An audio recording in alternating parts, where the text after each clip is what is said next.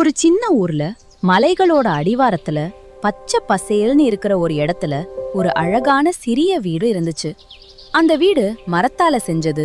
சிவப்பு பழுப்பு நிற கூரை, சுற்றிலும் சின்ன தோட்டம், மஞ்சள் சிவப்பு பூக்கள் மலர்ந்திருக்கும்.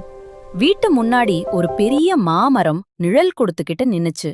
அந்த வீட்ல 2 அழகான சின்ன பொண்ணுங்க வச்சாங்க. பெரியவ ரேகா 8 வயசு, சின்னவ மீனா 5 வயசு.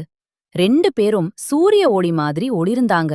ரேகாவுக்கு நீளமா கருப்பு கொண்டை, கண்ணுல எப்பவும் சிரிப்பு. மீனாவுக்கு சின்ன கொட்டைப்பாக்கு முகம், கன்னங்கள்ல குழி, எப்பவும் ஓடி ஆடிட்டு இருப்பா. மலைய மூடி இருந்துச்சு.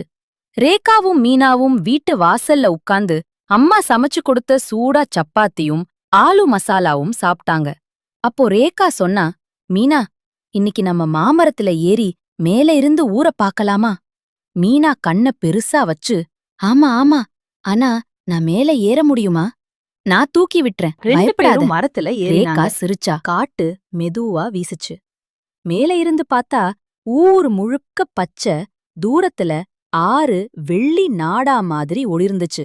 பறவைகள் பாழ பார்த்து. அந்த இரவுல நிலா வெளிச்சத்துல அந்த சின்ன வீடு இன்னும் அழகா தெரிஞ்சுச்சு.